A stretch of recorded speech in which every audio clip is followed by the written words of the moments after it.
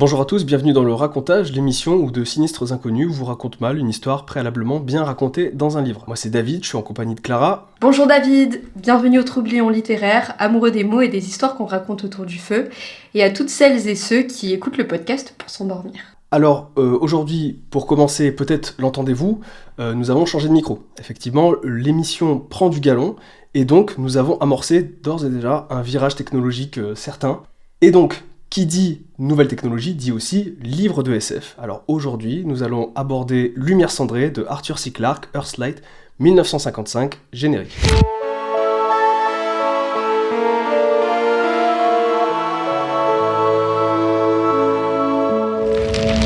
Alors Clara, Lumière cendrée, Arthur C. Clarke, pourquoi ? Alors, il faut savoir que j'ai utilisé mon démocratique 49.3 pour imposer cette lecture, comme tu l'avais fait pour Les oiseaux de Dumouriez, du coup qui a fait l'objet de notre premier podcast. Et je vais quand même justifier ce choix pour la simple et bonne raison qu'il n'a pas été motivé que par l'amour que je lui porte. Dans le podcast précédent, tu parlais du jeune lecteur exigeant que tu as été, et ton propos a fait écho à mon parcours de jeune lectrice. Et ça a perduré malheureusement longtemps. J'avais une vision erronée de la littérature. Et en fait, je la concevais que comme étant exclusive et se faisant presque élitiste. Et donc, dans cette conception, j'excluais de la littérature certains genres que je considérais comme mineurs. Et la science-fiction en fait hélas partie. Maintenant, forcément, je le regrette et j'essaie de rattraper mon retard. Et du coup, Lumière cendrée, c'est pas juste un livre pour moi, c'est aussi un tournant décisif dans ma vie de lectrice, et je pèse mes mots, sérieusement. Tout simplement parce que ça a changé mon regard sur la littérature, ça m'a permis de l'appréhender autrement et de l'aimer aussi, et de l'aimer pleinement. Parce que quand on n'a pas de restrictions, on aime finalement pleinement une chose. Et donc je tiens à rappeler que la science-fiction, c'est de la littérature, comme la fantasy, comme d'autres genres qui passent encore à la trappe aujourd'hui. Et je le déplore sincèrement. Après la lecture de ce livre, je me suis posé la question, pourquoi la description du lac de Com par Stendhal serait-elle plus de la littérature que la description magnifique d'un paysage lunaire ? Et il n'y a pas de réponse à ça, tout simplement parce qu'il ne devrait pas y avoir de hiérarchie dans la littérature. Les bouquins nous offrent une opportunité extraordinaire, c'est celle de vivre 1 milliard de vies, de découvrir des mondes connus, inconnus, de croiser des visages, de vivre des expériences. On ne devrait pas brider ça sous couvert d'une conception poussiéreuse et minable. Et attention, je vais essayer de traduire une magnifique citation de Woolf. Lorsque le jour du jugement dernier viendra et que les gens, grands et petits, se mettront en marche pour recevoir leur récompense céleste, le Tout-Puissant regardera les simples rats de bibliothèque et dira à Pierre « Regarde, ceux-là n'ont pas besoin de récompense, nous n'avons rien à leur donner, ils ont aimé lire. » Voilà, c'était un peu pour illustrer mon propos, je suis désolée, j'avais juste besoin de rappeler ça parce que c'est important. Wolf, le sang, ok. Et du coup, j'ai commencé Clarke et la science-fiction avec Lumière cendrée. On est sur un roman paru en 1955. Le titre désigne le phénomène astronomique d'éclairement d'un objet dans l'espace par la lumière renvoyée par la Terre. Attention, je fais un Clarke. Clarke, c'est entre autres un auteur de science-fiction britannique. Il naît en 1917. Pendant la Seconde Guerre mondiale, il travaille dans la Royal Air Force en tant que spécialiste radar. Il redéfinit des concepts astronomiques comme celui du satellite artificiel géostationnaire, qui est d'ailleurs un concept qui a été inventé par les auteurs de science-fiction. Clarke est à l'origine des 3 lois de Clarke, dont la deuxième est très connue. La seule façon de découvrir les limites du possible, c'est de s'aventurer un peu au-delà, dans l'impossible. Pour l'ensemble de son œuvre littéraire et scientifique, il a reçu une multitude de distinctions, comme le prix Hugo du meilleur roman, le prix Nebula, le prix Locus, et j'en passe. Il a aussi été nommé pour le prix Nobel de la paix en 1994. Ah bon ? Ok. Le livre dont on va parler aujourd'hui s'inscrit dans la trilogie de l'espace. C'est un cycle de 3 romans avec, dans l'ordre, Les Sables de Mars de 1951, Île de l'espace 1952 et Lumière cendrée 1955. On est sur 3 courts romans et pas romans, on n'est pas chez Astérix Obélix. Les thèmes principaux, forcément, c'est la conquête spatiale et l'adaptation de l'humain afin qu'il réussisse à prendre en main ce nouvel environnement. Pour Clarke, les conflits sont en nous, ils naissent de l'homme, de ses défauts, de ses convictions. Et là, je cite Jacques Van Herp dans l'introduction de l'édition Le Masque Science-Fiction. Ok. Alors déjà, c'est la première question que j'ai envie de te poser, parce que moi j'ai acheté ce bouquin dans un truc qui réunit ces 3 livres. Et donc il y a marqué la trilogie de l'espace. Et moi je comprenais pas, parce que je me dis, en fait ce mec il a écrit que sur l'espace. Pourquoi juste celle-là, la trilogie de l'espace? Je ne sais pas, parce qu'il en a écrit plein. Il a Et là, il écrit s'est que dit, Là c'est la trilogie. là, c'est la trilogie, c'est Mais ouais, en fait c'est comme si je prenais 3 livres de Philippe K. Dick et que j'écrivais trilogie de la parano. Oui, mais exactement. 3 autres aussi. Ok. Je sais pas, là, pour le coup, j'ai Ouais, aucune explication à ça. peut-être la notion un peu de conquête, je sais pas trop, j'en sais rien. Bon, en tout cas, moi j'ai bien kiffé Lumière cendrée. En fait, j'ai trouvé ça très intéressant de me confronter à cette hard SF des années 50, tu vois, vraiment cette SF de mecs enfin, de gars, d'auteurs qui adorent le matériau dans lequel il est, enfin le matériau dont il va parler, tu vois, genre, et c'est ce qu'on va voir tout au long de cette histoire, c'est qu'en fait c'est un texte qui est très très honnête, si on peut le dire ça comme ça, qui est très très touchant dans son honnêteté, parce qu'on voit que c'est vraiment quelqu'un qui adore parler d'espace.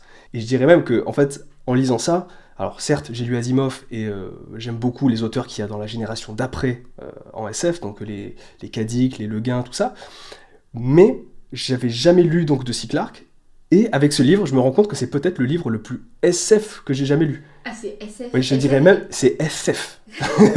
C'est le plus FF, parce que c'est vraiment, ils sont dans l'espace, ils parlent de trucs de l'espace, il se passe des trucs de l'espace.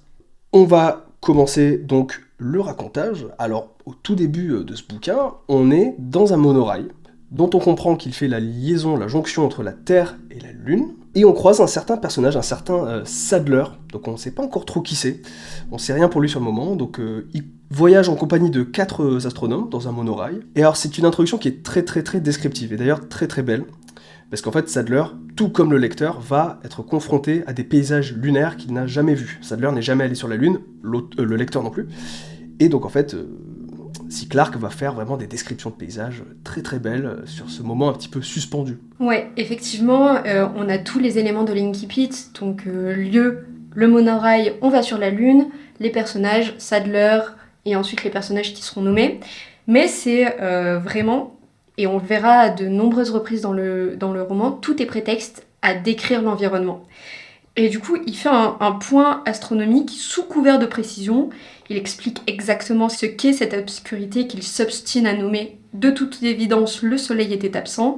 La Terre approchait de son premier quartier. L'astre allait s'intensifier progressivement jusqu'à la lunaison, une semaine plus tard, pour devenir un disque éblouissant. Et en fait, c'est un incipit qui est criblé de détails. Et du coup, c'est très précis, même scientifiquement parlant, c'est super précis. Et c'est aussi très beau. Oui, c'est très beau. Et du coup, je trouve qu'on sait déjà dans quoi on met les pieds, je trouve. On est vraiment dans ce truc, ok.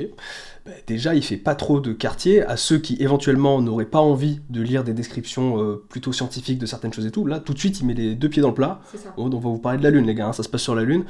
On va vous en parler. Et on sent sa délectation à faire ça. Complètement. On va le sentir tout au long du roman. Hein, mais ça prend même des bails abusés, quoi. Vraiment, il adore ça. Il adore ça. Et c'est marrant, voilà, encore une fois, c'est très simple comme principe narratif, mais ça marche à tous les coups, c'est que de mettre un personnage qui, comme le lecteur, n'a jamais été confronté au contexte dans lequel il va évoluer. Donc Sadler, il est dans son petit monorail, il avance, il y a d'autres astronomes avec lui, dont un certain Robert Moulton, donc il croise Robert Moulton.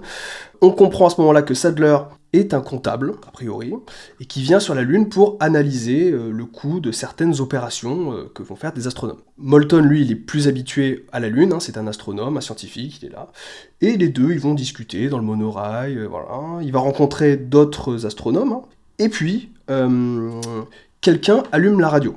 Et on a une première petite touche narrative de ce qui va un petit peu hanter le roman après. En gros, la radio, on dit, aux dernières nouvelles, l'Assemblée délibérant sur les ressources planétaires a été dissoute, les délégués quitteront la Terre demain. Donc on voit qu'il y a un petit conflit politique, quelque part, pas loin, dont on ne sait pas trop pour l'instant. En tout cas, on comprend que y a un truc qui gronde au loin, et ça peut leur tomber sur la gueule à un moment. Spoil, ça va venir dans le roman. Ça, voilà, très clairement... Du coup, comme tu le disais, il est engagé en tant que comptable pour analyser le coût des opérations scientifiques, mais très vite, on comprend que derrière cette présentation d'honnête comptable se cache une autre vérité, puisqu'il est engagé pour enquêter sur les fuites d'informations en cette période de guerre latente.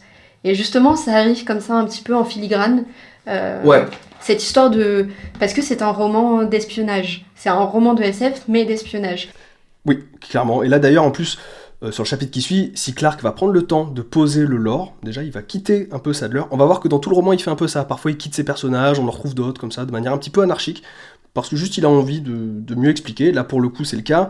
Et en fait, en gros, dans le lore de Lumière Cendrée, la Terre, en gros, a une position hégémonique. Elle a toutes les ressources. Et les autres planètes ont été à la base colonisées par la Terre, donc, mais ont moins de ressources. Et en fait, la position hégémonique de la Terre commence à être vraiment discutée. Donc là, il y a un parallèle qui est clair entre ce contexte-là et les colonies anglaises, l'Amérique, tout ça. Et donc les autres planètes commencent un petit peu à regarder la Terre avec un œil un peu en mode « Bon les gars, faites croquer un peu vos ressources, les gars ».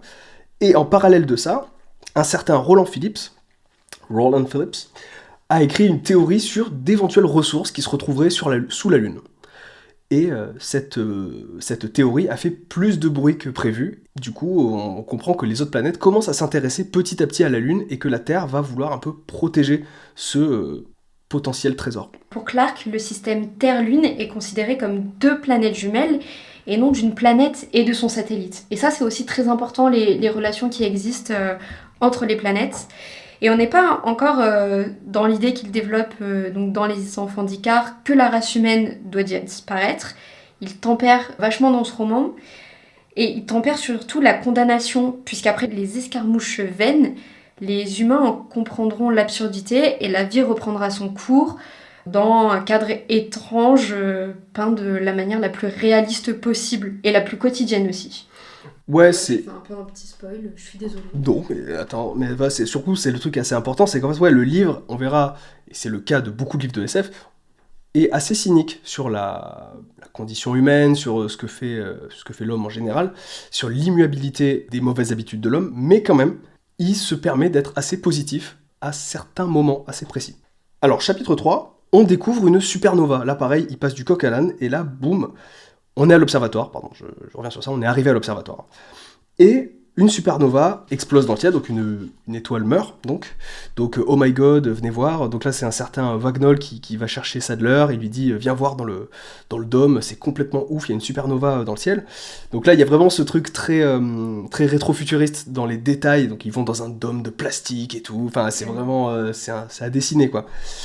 Sadler, il va dire, bon, mais qu'est-ce qu'il y a de si important à avoir une supernova ? Et le scientifique va lui dire, bah, déjà, c'est complètement ouf, on n'en voit jamais, et de 2, c'est une explosion qui est d'une puissance qui dépasse tout ce que peut créer l'homme. Et là, il y a un premier micro-parallèle, je cite, « L'homme ne se contentait pas des hasards de la nature, il s'acharnait à préparer son propre bûcher funéraire. » Donc en fait, cette explosion, cette supernova, qui est nommée Nova Draconis, présage un peu des explosions futures, donc elle présage une forme de guerre quelque part, quelque chose d'un peu latent.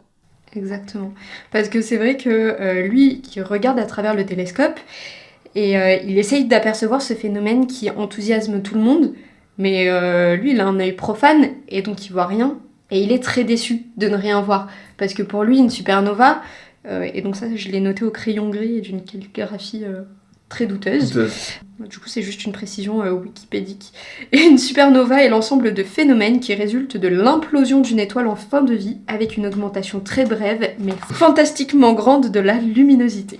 Voilà, donc c'est un grand boom. C'est un grand boom, et ce grand boom, il va être au-dessus de la tête de nos personnages quasiment tout le long du roman.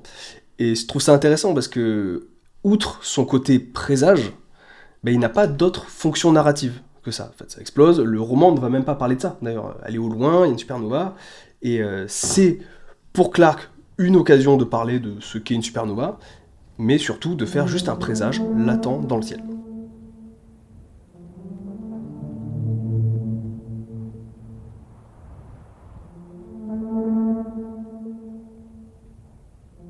Donc Sadler est à l'observatoire, il étudie l'observatoire, il regarde un peu comment ça marche, voilà, tout ça. Il est relégué dans un bureau minable. Oui, voilà, c'est ça, il est dans un vieux bureau, il constate que l'observatoire c'est une sorte de microcosme de la Terre, quoi. Il y a les mêmes gars qui font des trucs et tout, bon voilà, il vit dans l'observatoire, et là il croise Wheeler, donc un des astronomes, un peu vénère. Et Wheeler dit « Ouah, putain, je vais déposer plainte et tout », Sadler, il est en mode quoi, qu'est-ce qui se passe? En gros, qu'est-ce qui se passe? Et Wheeler lui dit un vaisseau est passé sans autorisation devant le télescope. Alors j'étais en train de faire des recherches. Et, alors ils vont au service des communications pour poser la question en mode bon, il se passe quoi? C'est quoi ce vaisseau? Il n'avait pas le droit d'être là et tout. Et au service des communications, on leur répond effectivement, c'est un vol non programmé et il y en a d'autres qui vont sûrement venir. Donc en fait, on comprend là, encore une fois, que quelque chose se trame, mais c'est pas très très clair non plus, quoi. Mais il y a des vaisseaux qui sont là, ils devraient peut-être pas être là, ok. Donc, Et du coup, je voulais juste faire un petit point personnage, parce qu'il y a certains personnages qu'on va retrouver plusieurs fois dans le roman. Oui. Donc il y a Moulton, chef du service de spectroscopie qu'on a rencontré dans le monorail. Wheeler, assistant de Moulton à l'observatoire, il est sarcastique, visiblement aussi irrévérencieux, mais c'est aussi un des plus brillants scientifiques, et c'est d'ailleurs lui qui a découvert la supernova qu'il a nommée donc Nova Draconis, comme tu l'as dit. Et ensuite, il y a Jamison, un autre de ses assistants, donc Jamison et Wheeler sont très amis, et il y a Wagnall, une sorte de secrétaire qui a pourtant un rôle relativement important dans la communauté scientifique et au sein de l'observatoire. Voilà, ce sont un peu les 4 autres personnages qui auront leur importance au cours de l'histoire. Ouais, clairement, c'est bien de faire le point là-dessus, parce qu'en fait, en plus, l'auteur, il va aller un coup chez l'un, un coup chez l'autre. Moi, je m'attendais à vraiment être plus collé à Sadler tout le long du livre, alors qu'en fait, on verra que pas du tout. Quand il a envie de parler de Wheeler et Jamison, il va les rejoindre et il reste avec eux, et Sadler, on l'oublie, puis on le retrouve plus tard. Donc c'est que c'est bien de faire un point sur ces persos, parce qu'en fait, ça va être les 4 gros protagonistes de l'histoire. Parenthèse, là, il note quand même que Nova Draconis a, le temps de l'explosion du moins, fait passer les problèmes politiques un petit peu au second plan.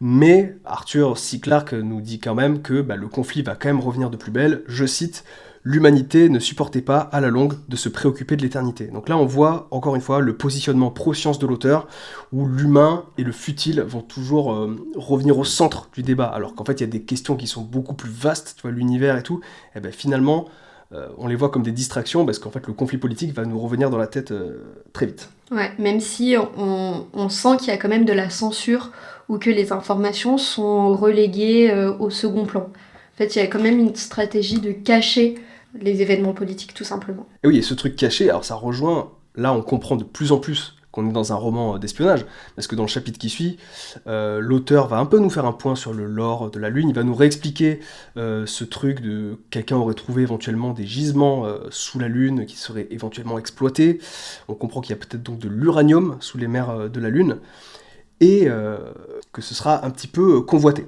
Et du coup, on se balade au gré des déplacements de Sadler d'une pièce à une autre dans l'observatoire, avec toujours les descriptions très précises de son environnement, les tunnels qu'il traverse, la profondeur à laquelle sont creusées les salles dans la Lune, les réseaux de télécommunications, tout ça. Et en fait, on lit ça en 2024 et on a certainement en tête l'âge d'or de la science-fiction, du coup les images du rétrofuturisme, et peut-être même des pulps qui étaient super populaires, notamment aux États-Unis, qui sont des magazines de piètre qualité qui ont contribué au développement du genre de la science-fiction. Ce qui fait que c'est très visuel, et en fait, même pour nous... Oui, clairement, parce qu'on a tout ce bagage-là, mais aussi parce que c'est super bien décrit, quoi. Oui, clairement. Et du coup, lorsqu'il décrit les tunnels, c'est peut-être ce que vous avez retrouvé lorsqu'on regarde notamment 2001 l'Odyssée de l'espace, et tout ce qu'on a dans l'imaginaire de la science-fiction, en fait. Oui, clairement. Et d'ailleurs, en parlant description, le chapitre qui suit, on retrouve Sadler qui va à Central City. Donc Central City, qu'est-ce que c'est ? Alors, Central City, c'est la métropole de la Lune, et on va voir que c'est aussi un pôle d'activité. C'est le lieu dans lequel se rendent tous les scientifiques de l'observatoire, au moins pour décompresser, durant leur jour de congé, et il y a énormément de choses. Et du coup, ce qui est intéressant justement, c'est que tu dis qu'on va dans cette ville, et on y va en spectateur inactif, parce que Sadler, certes, il fait de l'espionnage, mais l'espionnage ne veut visiblement pas de lui. Il est juste en train de regarder les choses. Oui, c'est vrai. Oui, c'est vrai que l'espionnage ne veut pas de lui. Il est à Central City. Il fait sa petite life. Il fait sa petite vie, voilà. Et puis, il y arrive un peu par hasard. Il est sur sa couchette, en train de méditer sur le temps qui passe. Il dit, voilà, moi, je vois pas le temps passer. Le seul témoin, justement, de ce temps, c'est un pauvre calendrier qui est accroché au-dessus de sa couchette. Et d'un coup, il y a un haut-parleur au-dessus de lui qui se met en route et qui dit Ouais, demain il y a un départ, est-ce qu'on vous inscrit pour le rail? Oui, si je prends la place de personne. Non, non, c'est bon, ok. Ouais. Où tu vas, mec? Ouais. Dis-nous, qu'est-ce qui se passe? Oui, il est tranquillos et tout. J'avoue qu'il est vraiment les mains dans les poches. Et bah, c'est l'occasion pour l'auteur de nous raconter un peu sa ville imaginaire, du coup. Je trouve qu'il y a dans cette description-là un constat à la fois très exaltant et à la fois très cynique. En fait, je trouve qu'il a ce plaisir de créer une grande ville artificielle. Alors, il y a un faux ciel, il y a des dômes et tout. Enfin, genre, c'est vraiment une dinguerie, comme c'est expliqué, j'adore. Mais il met aussi en avant l'artificialité et l'immuabilité des habitudes de l'homme, tu vois. En gros, je cite, Terre ou Lune, les villes sont pareillement artificielles. Voilà, les humains, où qu'ils aillent, ils font les mêmes trucs. Et il y a même une idée que j'ai trouvée super originale, c'est qu'en fait, il se met à un moment à pleuvoir. Et je me dis, mais quoi, c'est quoi cette idée? Et en fait, c'est trop fort, parce qu'en fait, la pluie sur Terre, bon, pour la nature, c'est génial, mais pour nous, les humains, c'est une contrainte, en quelque sorte. Alors, pourquoi les humains se seraient mis à aller artificialiser une pluie sur la Lune? Et je trouve ça marrant qu'en fait, l'artificialisation des habitudes humaines aille jusqu'aux contraintes. C'est que les mecs, ils sont allés faire une fausse pluie. Ouais, et puis en plus, l'explication c'est c'est pour nettoyer la ville et Oui, c'est pour nettoyer, c'est ça. c'est ça. Et en fait, là, il se rend compte d'un truc, et je pense que ça fait aussi écho à notre situation de lecteur, c'est qu'il se dit ah, mais maintenant je comprends mieux pourquoi au niveau des ruelles, il y avait des rigoles. Oui. C'est justement pour récupérer cette eau de pluie, et il dit finalement tout ce qui se passe a son importance. Et il faut prêter de l'attention aux moindres détails. Et en fait, je pense que c'est aussi une clé de lecture du roman. Oui, clairement. Mais alors, tout ça c'est bien beau, mais il dit quand même est-ce assez costaud face à la furie de l'homme. Donc il nous fait une petite phrase comme ça. Et moi j'ai été, encore une fois, étonné. Encore une fois, je n'avais pas lu C. Clarke, mais ce que je disais tout à l'heure, je répète, mais j'ai été étonné par tant de cynisme finalement de la part de l'auteur. Il y a encore une fois une vraie joie à dépeindre un paysage, un machin et tout, mais il peut pas s'empêcher de dire, un, que l'être humain artificialise un peu tout, et que deux, eh ben, d'un revers de main, il peut aussi tout renverser. Hashtag guerre, hashtag explosion, quoi. Ouais, je sens que il essaye aussi de critiquer l'échec de l'humanité. Tu vois, il parle continuellement de ce qui a été et de ce qui sera aussi, tu vois, comme un éternel retour, parce que le fond du conflit est identique à ce qu'on a toujours pu connaître historiquement Oui, parlant. clairement. Et il est très las de ces événements-là. Et Sadler le dit lui-même, il dit « Je suis un spectateur cynique ». Et c'est écrit noir sur blanc, mais on sent que derrière Sadler, il y a Clarke qui se fait entendre. Oui, c'est clair. Puis il faut pas oublier que le bouquin, il est vraiment de 55, quoi, 1955, donc niveau conflit, euh, on en a eu, hein. Donc sur Terre ou sur la Lune, on est quand même pas tranquille, quoi. Sadler, qu'est-ce qu'il fait à Central City? Il va poster une lettre pour sa femme. Il va manger dans un petit café, un repas excellent. Ah oui, il va manger, c'est vrai. C'est ça. Et c'est d'ailleurs l'occasion pour lui de parler du taux de change, de la monnaie. Voilà, on n'en parle pas assez. Non, mais c'est vrai, c'est que tout est prétexte à ces détails-là qui font le vraisemblable de ce roman. Oui. Parce qu'on dirait simplement un récit de voyage et pas un récit d'anticipation. Oui, et c'est ça qui est très fort avec lui. Le côté carte postale. C'est ça. Et puis même lorsqu'il se balade dans le quartier résidentiel, parce que sous les dômes, il y en a 7, il y a un quartier résidentiel, il parle des plantes, tout ça, il dit ouais voilà, ça c'est importé de terre, parce que en fait, les espèces et la faune lunaire, si on la met ici, comme il y a plus d'oxygène, ça se développe abondamment, et puis du coup ça pourrit plus vite, et donc ça sent, et ce sont autant d'éléments qui ne sont pas nécessaires, mais qui justement rendent le récit aussi captivant, et aussi spectaculaire. Et aussi palpable, je trouve. Exactement, ouais. Aussi palpable, je suis assez d'accord. Alors, est-ce que tu veux rester à Central City ou est-ce qu'on passe à la suite? Alors, moi je t'avoue que j'ai bien envie de rester à Central City un tout petit peu. Vas-y. Je suis désolée parce que j'ai adoré cette ville. Allez, vas-y, on y reste 2 secondes. On fait un petit, aborde le racontage tour. On est dans la métropole. Donc dans cette métropole, qu'est-ce qu'il y a? Il y a beaucoup de choses. Il y a un quartier résidentiel, des restaurants, évidemment. Il y a un métro aussi. Qui est décrit, il y a une salle de gym, il y a une piscine, il y a une centrifugeuse, il y a plein de choses. Voilà, on est dans une ville, on est dans une métropole, telle qu'on pourrait la concevoir nous sur Terre. Et toi tu parlais de la pluie, mais il y a un autre élément aussi, et je pense que c'est encore plus flagrant que la pluie. Il dit voilà, l'orage se déplace, machin, orage forcément artificiel, ça va dans le dôme 6. Et dans le dôme 6, c'est comme si ils allaient en Amazonie, et il dit piqûre de moustique facultative. Ah oui, c'est vrai. Et là, je me suis dit... Trop cool, ouais, trop stylé. Waouh. Ouais. Enfin, c'est tellement... Enfin, c'est bien pensé, tu vois. Et puis même, il a toute une réflexion comme ça sur la nourriture sur la Lune, parce que c'est vrai, on est dans un roman de science-fiction, mais on peut se poser des questions sur les points centraux, voilà, notamment la nourriture. Ils ont des serres, il explique comment ils les cultivent, pourquoi, et ça c'est trop bien, parce qu'en fait c'est plein de questions que nous, en tant que lecteurs, on peut se poser. Ok, c'est très bien, comment ils mangent. C'est vrai, je suis d'accord. Alors, l'auteur nous fait passer de Central City à un contexte complètement différent d'un coup. Donc là, on retrouve Wheeler et Jamison, donc les deux astrologues dont nous parlions précédemment, en vadrouille. Alors les deux oiseaux, ils sont à bord d'un véhicule chenille qu'ils surnomment Ferdinand. Ils ont mis un nom.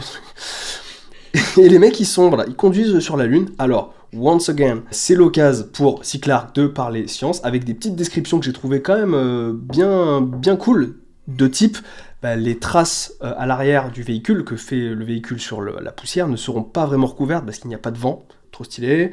L'atmosphère est de trop basse pression, donc ils n'arrivent pas à faire bouillir de l'eau dans le truc. Bon, c'est vraiment... Tout est prétexte, hein, les mecs. Hein. Mais bon, revenons à l'histoire. Bon, les deux oiseaux, ils conduisent, et en gros, ils cherchent plus ou moins un truc, on sait pas trop ce qu'ils foutent là. Et puis, ils le trouvent plus ou moins. Au loin, on voit un espèce de bâtiment, une sorte de dôme, avec des fusées autour. Ils hésitent un peu. Ils se disent, est-ce qu'on y va, on n'y va pas, voilà. Ils décident d'y aller. Il y a un petit sentiment de parano, parce que Wheeler, il est un peu réticent, et il dit, attention, peut-être qu'il nous écoute à distance et tout. Donc là, en tant que lecteur, on sait pas du tout de quoi il parle. Hein. Ils préviennent l'observatoire par radio, et ils y vont. Et quand ils arrivent au dôme, là, il y a une espèce de grosse agitation, il y a plein de gens qui leur tournent autour, machin, qui c'est ces gars, tout ça, donc là, on comprend pas trop. Et il y a un officier de sécu qui arrive et qui dit, bon, vous êtes qui, qu'est-ce que vous faites là ? Et en fait, on va comprendre un petit peu que ceux qui sont là, c'est une mine, ils ont creusé une mine et ils viennent... il y a tout un équipement d'extraction, donc c'est gros boulot, gros équipement, gros staff. Et en fait, le problème, c'est que les cons qui ont construit la mine, ils voulaient être discrets. Sauf qu'en débarquant sur la Lune, ils ont cassé les équipements scientifiques à cause de leur fusée. Donc c'est ce dont parlait David tout à l'heure avec Wheeler qui voit un truc qui passe. Donc en plus ils débarquent sur un territoire qui a le plus grand observatoire de la galaxie avec les télescopes et tout le reste. Donc bon, tenter une percée sans rien dire à personne, c'était franchement stupide. Forcément, en plus, ça attise la curiosité des scientifiques de l'observatoire. Faut pas avoir fait l'ENA pour comprendre que ce genre de situation attire vite l'attention, hein, surtout pour des scientifiques qui veulent savoir ce qui se passe. En plus, dans un contexte de guerre latente. Ouais, clairement. Voilà, on pouvait s'y attendre. Et du coup, Jamison et Wheeler ont droit à un interrogatoire en règle. Donc nom, prénom, identité, raison de leur présence, bref, tout le tintouin. Et la seule explication qu'on leur offre, c'est que c'est une propriété privée, en sachant qu'il n'y en a pas sur la Lune. Donc déjà, premier point très bizarre. Et qu'il s'agit d'un projet gouvernemental. Allez, rentrez, bisous les enfants. Ouais, et alors, en plus ils disent même, vous avez compris que c'est un sujet un petit peu tabou, donc on va vous laisser partir à condition que vous n'en parliez pas. Donc vraiment, typiquement le genre de truc qui fait pour qu'on en parle. Oui, c'est ça, sur vraiment l'officier de sécu et tout, le plus homme possible. Parce que les deux, du coup les deux ils vont repartir en mode plein de questions, quoi. En mode, déjà... Oui, on va en parler, et de deux, c'était quoi ce délire, quoi, genre, ok. Donc ils repartent plein de théories et tout, et alors là, plus que jamais, on est vraiment dans le roman d'espionnage, et ça m'a rappelé, entre guillemets, j'y reviendrai plus tard, mais à la même période, t'avais Asimov qui écrivait Les robots, par exemple, c'était un vrai récit qui parlait donc de robotique, d'IA, tout ça, mais à côté de ça, c'était surtout des polars, tu vois. Et donc en fait, j'ai l'impression que chaque auteur a un petit peu sa manière d'aborder la SF avec quand même un angle de récit qui se fait à ces périodes-là, tu vois. Donc là, on est années 50, et vraiment, il y va à fond dans le côté complot, espionnage, écoute, non-dit, projet gouvernemental, tu sais, on est vraiment dans ce truc-là, limite à la Ian Fleming ou quoi.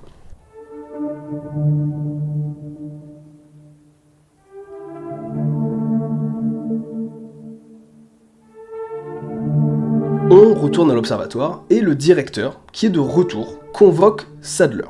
Alors, il lui dit, bon, Sadler, j'ai jamais été prévenu de votre visite, vous êtes qui, quoi ? Sadler se dévoile, on avait compris qu'il était un espion, tout ça. Bon, là, il va le dire clairement au directeur, en mode « je suis pas comptable, je viens du bureau des renseignements, et je suis en mission. Je suis à la recherche d'un espion. » D'accord, ok, roman d'espionnage confirmé. Donc, Exactement ça. Et le directeur est complètement incrédule. Hein.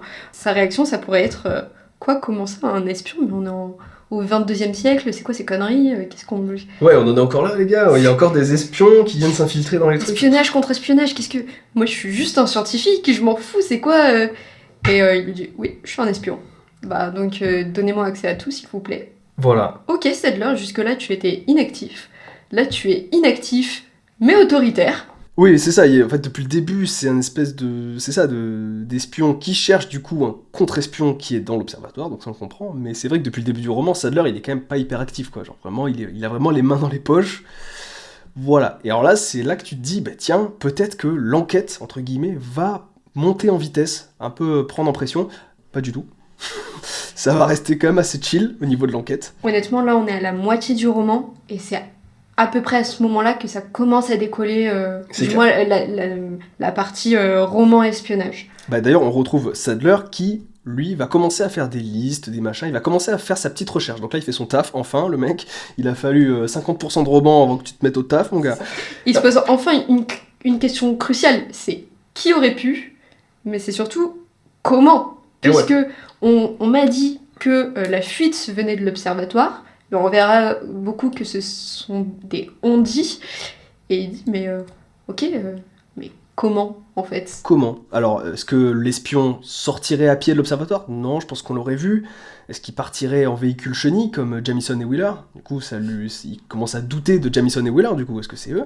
Est-ce qu'il partirait en monorail? Est-ce qu'il irait à Central City? Il se pose plein de questions, et du coup, il fait des listes. Donc sa liste A, c'est la liste des mecs les plus probables. Donc il met Wagnall, il met Jenkins, qui est le chef magasinier, qu'on a très peu vu quand même. Il met Jamison, Wheeler, et il fait une liste B avec d'autres personnes potentielles. Alors moi, j'ai adoré ce passage parce que je trouve qu'il y a un vrai charme désuet du rétrofuturisme. J'imagine trop le mec, il est dans une salle avec plein de machines qui font pip pip plop, et lui il est sur une machine à écrire, genre liste A, ou tu sais, ou limite avec un papier, genre les suspects. Bon alors, je suis pas espion, alors peut-être que le papier est encore plébiscité pour regarder des trucs, mais genre il y a vraiment ce truc rétro-futuriste trop kiffant, quoi. Mais même quand il écrit la lettre à sa femme, ça on en a pas parlé, mais c'est pas fou. Oui, il faut attendre un quart du roman pour qu'on apprenne que en fait Sadler a une femme. C'est vrai. C'est passé comme une lettre à la poste. On n'a aucune information sur Sadler. On ne sait pas vraiment d'où il vient. On ne sait pas son rôle sur la Terre. Et là, d'un coup, de but en blanc, j'ai écrit une lettre à ma femme, Jeannette. Ouais, c'est clair. Ok, sur du papier. Pareil. Sur du papier, là, c'est vraiment rétro-futuriste. Pareil, il a mis le petit timbre et tout. Il a mis le petit timbre. Il l'envoie à son avocat qui lui dit il faudra la franchir, mais. C'est quand même incroyable, quoi. Il y a des technologies de malade. Et lui, là, petite lettre à Jeannette. Ouais, j'adore. Et pour finir ces lettres, et je pense que moi, c'est un passage qui m'a fait mourir de rire, c'est qu'il arrive à cette conclusion qui est, et je cite, 1. Monsieur X était trop fort pour lui. Monsieur X ne faisait pas partie de l'observatoire. Monsieur X n'existait pas. Voilà. Ça, c'est un travail d'enquêteur. Je ne sais pas vous. Moi, si je suspecte mon compagnon d'adultère, je n'appelle pas Sadler. Pas ouais. Ah oui, parce que voilà, confirme, Monsieur X est donc le surnom qu'il donne à l'espion qu'il cherche, au contre-espion qu'il cherche. Et donc ce Monsieur X, on va l'entendre quand même plusieurs fois dans la bouche de Sadler tout au long du roman. Mais effectivement, j'avoue que pour l'instant, bon, je sais pas combien il est payé Sadler, mais Monsieur X est trop fort pour moi, d'accord. Franchement, Sadler, on va voir le niveau de la promotion, je suis pas sûr, hein. On va peut-être rester au SMIC, hein, parce que c'est pas ouf comme taf. Comment on l'a choisi surtout? Ouais, j'avoue, bon. Ça veut dire que c'était le plus compétent. Ouais, c'est qui les autres, genre. Alors, cette histoire de Monsieur X, elle va être un peu mise à l'écart de secondes, parce que, encore une fois, si Clark va nous amener encore un petit peu ailleurs, hein, enfin, on reçoit une transmission radio qui vient de Vénus. Et là, on nous remet un peu une couche de lore, en fait, sur le contexte politique. Donc on comprend que la situation s'est durcie, on reconfirme que la Terre est hégémonique et que les autres planètes galèrent, et surtout, il y a une espèce de menace latente dans ce discours qui dit que si la Terre trouve quelque chose sur la Lune, par exemple, et garde ça secret, et que les autres finissent par être au courant, bah c'est chaud. Parce que là, la Terre se met en porte-à-faux toute seule, donc il faudrait mieux qu'il y ait une entente entre les deux. C'est ça. Parce qu'en plus, il y a juste avant, il y a un petit exemple de l'absence des ressources Et ça cause en fait ces conséquences, pardon, parce qu'on nous dit, bah voilà, sur une des planètes frontalières, je sais plus si c'est Mars ou Vénus, il manquait de titane, et donc le vaisseau a explosé avec tous les membres de l'équipage, les passagers, etc. Et nous, en tant que planète frontalière, on n'a même pas le strict nécessaire, et vous dilapidez allègrement toutes vos ressources. Ouais. Donc là, il va falloir partager, sinon il va y avoir des conséquences désastreuses. Et du coup, là, les astrologues ont reçu quand même qui ont intercepté du coup ce message radio, eux ils se posent aussi plein de questions. Ils sont en mode, attends, voilà, c'est quoi cette histoire de ressources, de machin, est-ce que le communiqué est une sorte de menace ou pas? Et du coup, il y a une forme de petite parano qui se crée, alors que pour autant, les astronomes ne sont pas clairement visés par cette histoire-là. Eux, on verra, ils font leur taf dans l'observatoire, mais ils n'ont rien à se reprocher. Mais par contre, ils sont avec nous le lecteur, et du coup, ils se posent quand même plusieurs questions, en se disant, qu'est-ce qui va se passer? C'est quoi cette histoire? Et est-ce qu'il va y avoir un conflit? Est-ce qu'on va être à un moment ou l'autre impliqué dans ce conflit? Et en attendant, Sadler cherche toujours son suspect, Monsieur X, mais ne le trouve pas. Non, il se rend sur le site touristique. C'est un touriste. Sadler est un touriste. Oui, il retourne sur un site touristique. Il retourne sur un site touristique, donc c'est la crevasse Hyginus. Et il y retrouve un autre espion anonyme, et ils discutent tous les deux des suspects potentiels. Et donc cet espion anonyme écarte les pistes sans plus d'explication, et c'est un peu toi tu vis, toi tu meurs. Voilà, bon. Et donc le nouveau venu dans l'histoire indique à Sadler la piste de Moulton, qui est, on le rappelle, chef du service de spectroscopie. Donc rôle très très important au sein de l'observatoire. Visiblement, il aurait fait quelques voyages sur Mars, où il y a des amis, mais c'est le seul indice en leur possession. Mais encore une fois, ils se le disent. Autant c'est une info délibérément erronée qu'on leur a donnée, et le traître, si tant est qu'on puisse l'appeler comme ça, ne vient absolument pas de l'observatoire. C'est clair. Et du coup, voilà, Sadler est complètement perdu, un peu comme le lecteur. Le roman nous précise un nombre de jours, ils disent ça fait 12 jours déjà qu'il est sur la Lune et il n'a rien découvert. Ok mon gars, mais bon, ça prouve quand même qu'il y a un petit mystère un peu inextricable, et comme tu dis, peut-être aussi qu'il n'y a même pas d'espion. Là, on en est à ce point-là, il y a tellement peu de preuves, tellement peu d'indices de machin, qu'on est en droit de se demander s'il y a vraiment un Monsieur X dans l'observatoire. Le roman laisse planer ça, et il va un petit peu le laisser pour plus tard. Parce que là, on arrive dans un moment où, comme tu disais tout à l'heure, là, on a passé la moitié du livre, et là, l'intrigue commence à s'accélérer un petit peu. Wagnall arrive et dit qu'un technicien a vu au loin un espèce d'éclat bleu acier dans le ciel qui provient hypothétiquement de la mare Imbrium. Donc ils sont en train encore une fois de se faire des théories en mode c'était quoi ce truc, ce machin, qu'est-ce que c'est? Ils se posent plein de questions. Surtout qu'un simple éclair, et là encore une fois on a une explication clarkienne donc très détaillée, un éclair a abîmé du matériel. Sauf que un simple éclair n'est pas capable de faire ça, mais surtout un éclair n'est pas visible dans le vide. Or, on est sur la Lune, donc ce n'est pas possible que ce soit un éclair. Donc, qu'est-ce que c'est? Qu'est-ce que c'est? Là, full théorie, mais personne ne sait trop ce que c'est. Et on n'a pas trop le temps de trop se poser la question, parce que tout d'un coup, message prioritaire qui provient de l'observatoire, et qui dit « Mettez le matos à l'abri, on sait jamais ». Donc là, on comprend que le conflit se rapproche de plus en plus, et là, du coup, ce message qui provient, on dit aux astronomes de mettre tout le matos scientifique à l'abri. Donc ils vont commencer à tout ranger, tout ça, et seul le télescope restera à sa position. Et j'adore ce passage parce que je trouve ça très intéressant sur le plan allégorique. Pour moi, à ce moment-là, le télescope, attention le terme, il métonymise la science, en quelque sorte. Il représente à lui seul la science. Et ce que ça raconte, ce passage, c'est qu'il peut y avoir toute forme de conflit. Et selon Clarke, la science ne va jamais se mettre à genoux. Et là, le télescope restera toujours dressé contre vents et marées, tu vois, il y a ce côté un petit peu, il est droit, dressé, fier, et voilà, la science reste droite face à la guerre. Et du coup, pour illustrer ton propos, il y a un passage qui est très beau, et c'est un très bel exemple justement de la solidarité scientifique, et là je vais citer du coup Clarke encore une fois. Nous venons juste de recevoir les rapports des observatoires fédéraux qui se trouvent au-delà de Jupiter. Ils ont fait route via Mars, où quelqu'un leur a joint une note. Moulton me l'a fait lire. Elle disait simplement que quoi qu'il arrive, et c'était répété 2 fois, il sera veillé à ce que les rapports continuent à nous parvenir. Donc voilà, en fait on a 3 vraies puissances dans le roman. On a la Terre, la Fédération, mais aussi la puissance scientifique qui est continuellement alliée et soudée. Ouais. Et ça, c'est une très très belle chose chez Clarke. Ouais, c'est génial parce que je trouve que là, le monde politique des hommes, c'est une sorte de tour de Babel pour lui où personne ne parle la même langue et du coup ça mène forcément à des conflits. Et la science, pour lui, c'est une langue universelle, c'est une sorte d'espéranto un peu où tout le monde parle la même langue et tout le monde s'entraide.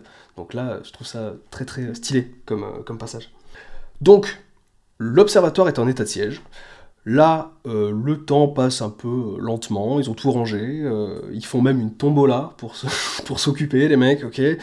Bon, voilà. Sadler espère en profiter pour démasquer Monsieur X, parce que maintenant il se dit, on est tous confinés, donc là, je vais le capter, Monsieur X. J'ai pas l'impression qu'il s'en sort plus que ça, on trouve pas.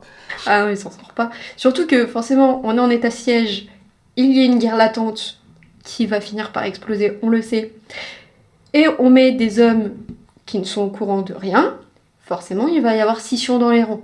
Parce qu'il va y avoir prise de position politique. Et du coup là il y a 2 clans qui se forment. Il y a ceux qui soutiennent la fédération, et Clarke le dit, ce sont des jeunes pour la plupart. Ils disent que la Terre est réactionnaire et intolérante. Et ensuite il y a ceux qui défendent la position de la Terre, avec ce commentaire de l'auteur. Ils soutiennent toujours automatiquement l'autorité sans trop se soucier des principes moraux. Ouais. Voilà. Alors, plusieurs jours passent, là vraiment il y a une ellipse de plusieurs jours, et le directeur convoque Sadler de nouveau, et lui dit « Que fait Carl Stephenson sur la Lune ?» Ok, c'est qui, frère? Sadler il dit « C'est qui ?» Et le directeur explique. Bon alors, Carl Stephenson est un des savants les plus brillants, et il arrive sur la Lune et doit être exfiltré vers un endroit appelé le projet Thor. Donc il nous l'apprend autant qu'à Sadler. Sadler, encore une fois, génial sur tes infos. Alors je sais pas si c'est expliqué là ou si c'est plus tard, mais du coup on comprend que Thor, c'est donc le dôme qu'on a vu précédemment sur la Mare Imbrium, là, donc ce fameux dôme mystère depuis le début. Donc il faut aller chercher ce Carl Stephenson, donc qui arrive en monorail, comme Sadler au début, et aller le conduire à cette forteresse, à ce dôme. Et donc là il va se demander qui peut le faire dans l'observatoire. Qui va le faire. Le directeur pense évidemment à Jamison. On avait vu tout à l'heure Jamison et Wheeler conduire leur petit Ferdinand sur la Lune. Mais il a des petits doutes quand même, parce que voilà, cette espèce de poison de la parano a un peu pris tout le monde de court, et il se demande si Jamison est si fiable que ça, politiquement du moins, s'il est du bon bord, même que le directeur du moins. Et donc il demande conseil à Sadler. Ils interrogent tous les deux Jamison en lui disant vous vous rendez compte que là, vous prouvez votre allégeance à la Terre. Et Jamison va dire Sancho, j'accepte. Donc les deux, ils sont tous rassurés. Et Jamison et Wheeler partent donc en escorte mission aller chercher le fameux Carl Stephenson. Pour Jamison, la présence d'un spécialiste des radiations n'augure qu'une guerre où l'arme fatale est ce qu'il nomme le rayon de la mort et qu'il compare à l'arme nucléaire, mais forcément en plus dévastateur avec les moyens technologiques qu'ils ont au XXIe siècle.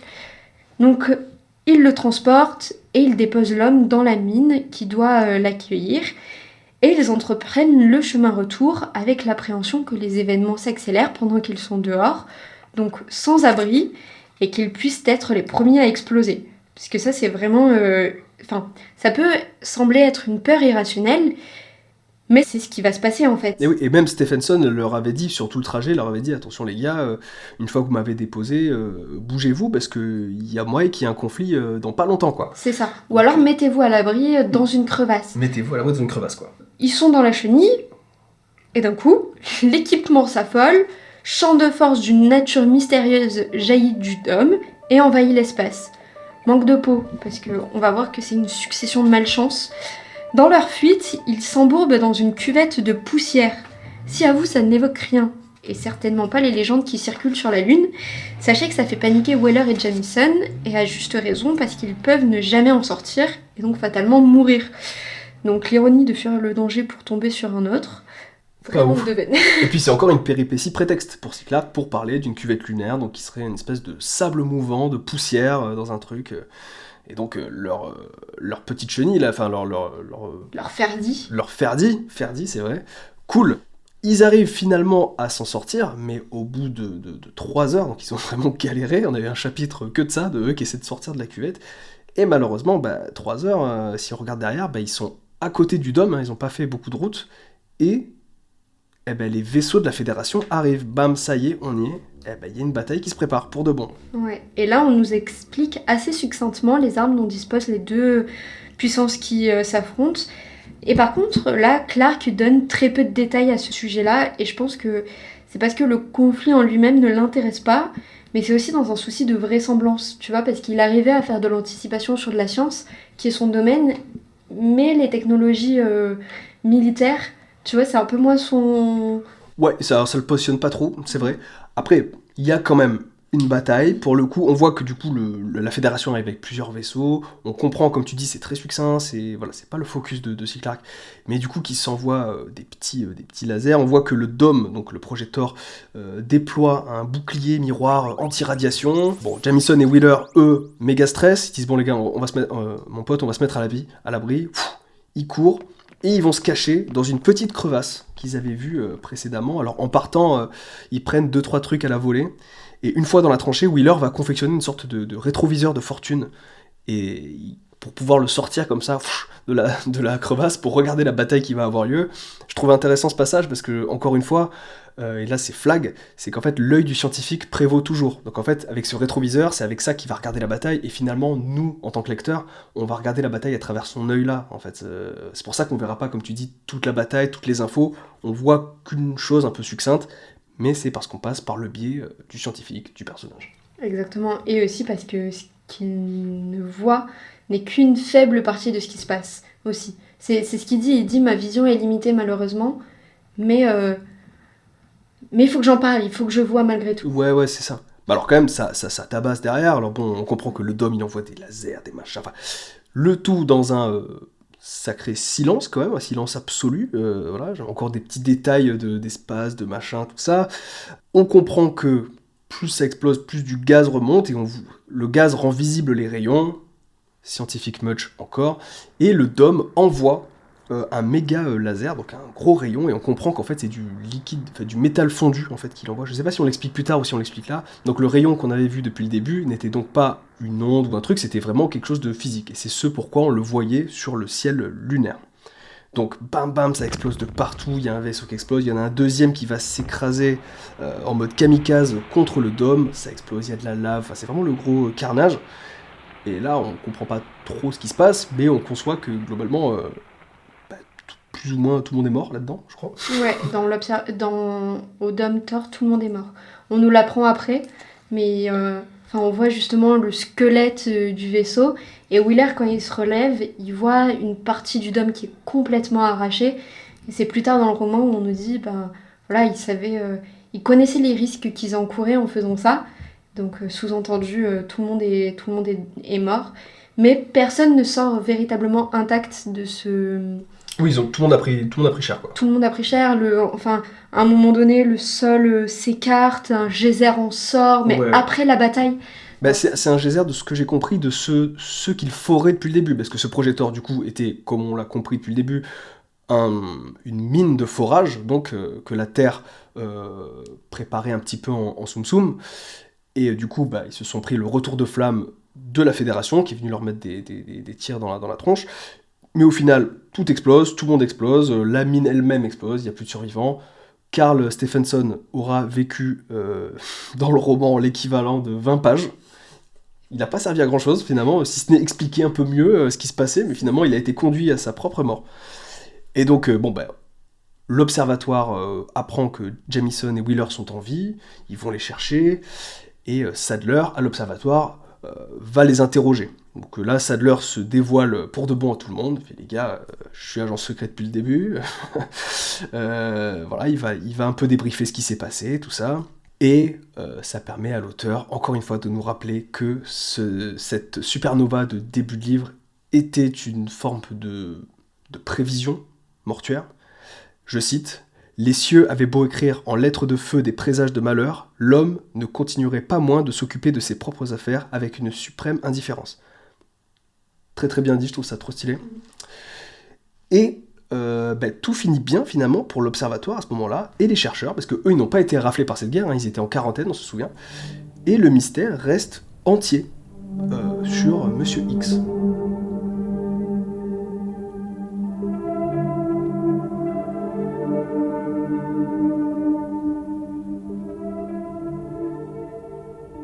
Le combat auquel on a assisté a permis de mettre fin au despotisme de la Terre et il marque le début de l'ère planétaire.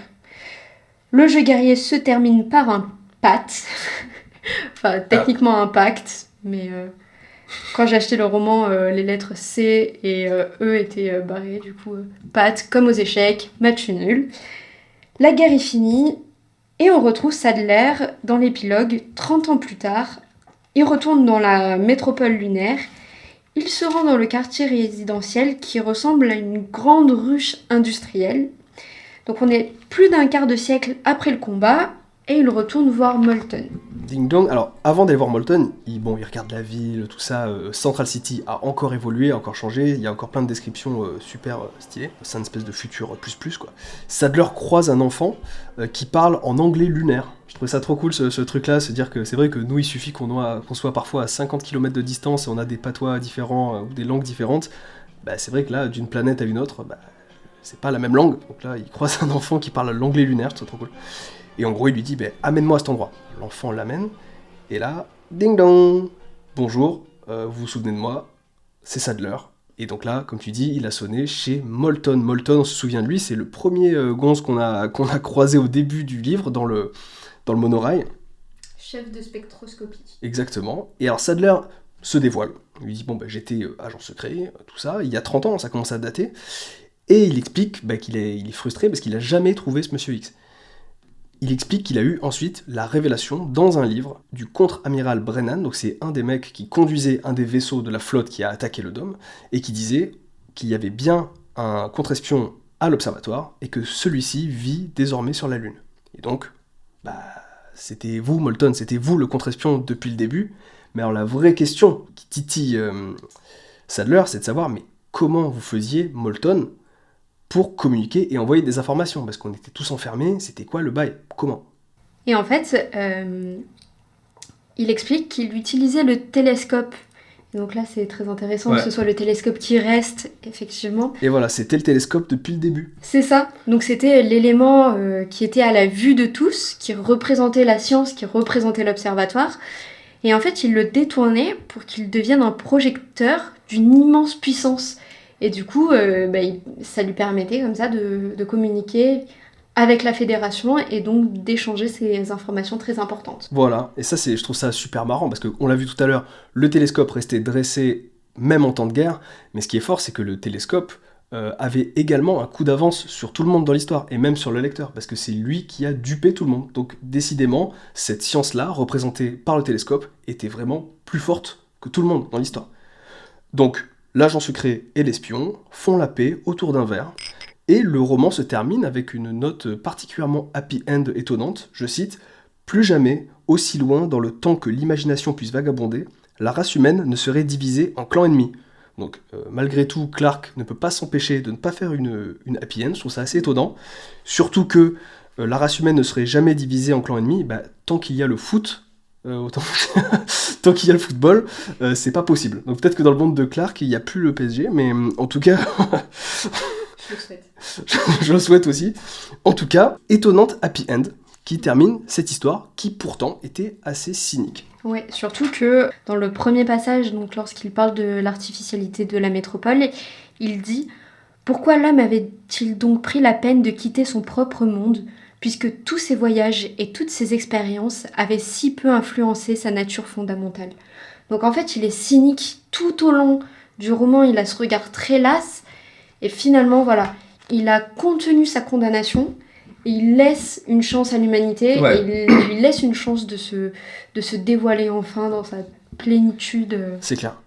Alors moi, ce livre, il y a une... Alors je passe un peu du coq à l'âne, mais je fais une petite analyse que j'ai eue, fait un petit tilt. C'est tout à l'heure, je parlais d'Asimov et des robots, et en fait, ce que j'ai trouvé intéressant, on peut avoir une forme de lecture un petit peu méta, entre guillemets, de ce bouquin, parce que... Tu vois, Clark, il parle de l'immuabilité des habitudes des hommes. Oui. Mais aussi, tu peux te dire qu'il y a une forme d'immuabilité dans les habitudes des auteurs. Parce qu'en fait, dans ces années-là, c'est l'âge d'or un peu de la SF, à ce moment-là, de la hard SF, tout ça. Et ils ont beau écrire des textes qui parlent d'un futur, qui parlent de concepts qu'on n'avait jamais vus avant, mais ils ne peuvent pas s'empêcher de continuer finalement à écrire les mêmes histoires, parce que c'est un roman d'espionnage. Asimov, c'était juste des polars, tu vois. Oui. Donc il y a quelque chose d'un peu méta là-dedans, je me dis qu'en fait, les hommes restent les mêmes, mais les auteurs restent les mêmes aussi. Ils écrivent sur d'autres contextes et tout, mais finalement, ils font toujours des histoires d'espionnage, des histoires de meurtre, des romans noirs, des trucs comme ça. Oui, c'est vrai. Mais je suis en train d'y penser et c'est vrai qu'il y a tout le temps des questions comme ça d'espionnage. Je pense notamment au dernier des Slan. C'est un Ok. vieux roman de science-fiction, pareil. Ils chassent les personnes qui sont pas comme eux à bord de vaisseaux spatiaux. Parce qu'on a C'est- besoin peut-être de repères narratifs aussi, tu vois, d'avoir Oui, peut-être. des histoires qu'on connaît, c'est une sorte de monomythe un peu. C'est ça. Peut-être que aussi retrouver tous les éléments clés d'un genre qu'on connaît et qui est acquis. Oui, c'est ça. Le roman d'espionnage, ça permet aussi d'être en terre connue pour explorer l'impossible. Oui, tu c'est vois. clair, c'est clair. Mais c'est vraiment ça, je pense qu'il y a vraiment ce truc-là. Et encore une fois, je répète, j'étais vraiment étonné en lisant ce bouquin, mais comme je l'ai été en lisant Les Robots, où je me rendais compte que c'est des histoires de meurtres avec voilà, des meurtriers, des femmes fatales, des machins, vraiment du roman noir basique. Donc c'est ça, en fait, je pense que ces auteurs-là, ils aimaient bien avoir des contextes très très balisés sur lesquels on se sentait à l'aise pour pouvoir se permettre à côté de développer des gros concepts. Et des concepts donc de hard SF, de science, de machins comme ça.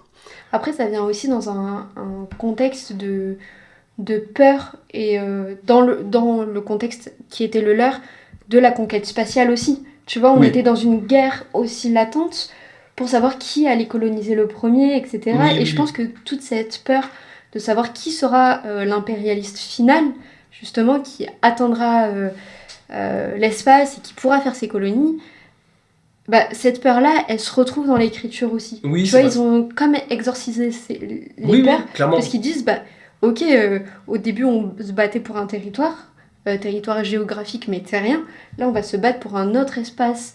Donc on sort de ces conceptions-là, mais la problématique reste la même. Oui, et puis c'est pas déconnant, parce que c'est des conflits qui pourraient avoir lieu, pour le Bien coup. sûr, Clairement. Oui, d'ailleurs, si. Enfin, ils pourraient avoir lieu à 100% d'ailleurs. bien sûr, et c'est pour ça je pense que c'est aussi intéressant qu'ils parlent des ressources, parce qu'ils disent, en fait ces ressources-là, on en a besoin pour exploiter les nouvelles technologies qui sont nées dans un contexte spatial, tu vois, enfin il y a une sorte Oui, de... oui, oui, oui, c'est clair. Et puis, pour finir, la dernière chose que j'ai marqué, bon, on en a parlé tout le long, hein, mais comme quoi là, le positionnement pro-science de l'auteur, hein, il est juste. Je trouvais que c'était flag que la bataille finale ne soit même pas une secousse pour l'observatoire. Et en fait, tous les astronomes, tous les personnages qu'on voit dans ce roman, finalement, il leur arrive rien. Ouais, mais c'est comme ce dont on parlait tout à l'heure en off, le fait que Jamieson et Weller, qui sont pourtant les premiers témoins de ce conflit-là, ne subissent rien. Tu vois, je pense aussi que c'est en leur qualité de scientifique, parce que lorsque Weller regarde le conflit, il le dit, j'ai dépassé la peur individuelle de la mort, parce que j'assiste à quelque chose de plus grand que moi, qui attise ma curiosité scientifique. Et Ouais. c'est aussi pour ça que je regarde. J'ai plus peur pour moi. Je veux juste savoir. C'est une curiosité vraiment qui me dépasse moi en tant qu'humain, C'est et ça. par contre qui parle aux scientifiques que C'est je suis. ça. C'est une curiosité un peu sublimée. Et je pense que c'est aussi pour ça que Clark les laisse en vie, quoi. Les laisse en vie et les met en scène à côté de la bataille et les laisse en vie juste après. Ouais, je pense que c'est leur qualité de scientifique Qui les sauve. qui les sauve. Bon, est-ce que t'as encore un truc à dire? Non, j'ai rien à dire, à part qu'il faut lire de la science-fiction, parce qu'il y a de très très bons livres. Lumière cendrée, c'est un très bon livre. Et du coup, oui, parce que toi, t'as un peu plus lu Clark, moi j'en ai pas lu. Si tu devais m'en conseiller un. Bon, Lumière cendrée, c'est déjà fait. Mais je pense que le deuxième, c'est un de ses romans les plus connus, c'est Rendez-vous avec Rama, qui est un très beau livre. L'esthétique est très différente de celle-ci. Là, on était vraiment sur du rétrofuturisme assez coloré, avec plein de choses, un retour aussi sur la Terre, magnifiée, etc. Rendez-vous avec Rama, c'est l'arrivée d'un vaisseau spatial qui est très bizarre. Sa forme est très bizarre, mais il se passe des choses. On envoie un comité scientifique qui découvre au fur et à mesure ce qui se passe réellement, et on a l'impression que le vaisseau s'éveille. Et donc là, on a pareil, c'est très visuel, c'est très beau, plein de rainurages, etc. En termes de couleurs et tout, c'est beaucoup plus sombre, c'est plus noir, plus... voilà, c'est un petit peu plus... je pense que on a moins ce côté happy ending et coloré, Ok, voire plaisant qu'on a dans Lumière cendrée, mais c'est un très beau roman qu'il faut lire absolument, parce que, encore une fois, on sent aussi le plaisir scientifique de Clarke, et on sent tout le plaisir qu'il a eu dans sa vie de réfléchir à l'existence extraterrestre. D'accord. Parce que il voulait savoir ce qui allait se passer. Et voilà, je pense qu'on trouve aussi cette apothéose dans ce roman-là. Ok. Eh ben, merci à toi. Merci à toi. Merci à tous ceux qui nous écoutent. Alors là, ce podcast est enregistré, comme nous l'avions prévu, dans le monde où le premier est sorti. Donc on est dans une forme de présent. Donc déjà, j'aimerais remercier toutes les personnes qui nous ont écoutés. Merci pour tout. Merci pour vos écoutes. Si vous avez aimé cet épisode et que ce n'est pas encore fait, pensez à mettre une petite note et à vous abonner, quelle que soit votre plateforme de podcast. Nous sommes dans le présent, nous pouvons du coup aussi remercier Emma Bertin pour ce visuel trop beau qu'elle a fait pour le podcast. Merci à toi, ça déchire. Merci beaucoup, il est magnifique. Voilà. Et on se retrouve tous pour un prochain racontage bientôt. Nous avons d'ailleurs décidé du bouquin, que nous n'allons pas spoiler ici, mais c'est une dinguerie. Attention, c'est une dinguerie. Ouais, on apporte de belles choses. Voilà. Allez, bisous à tout le monde, bisous. Bisous et bonne nuit si vous dormez déjà en train d'écouter le podcast. Parfait.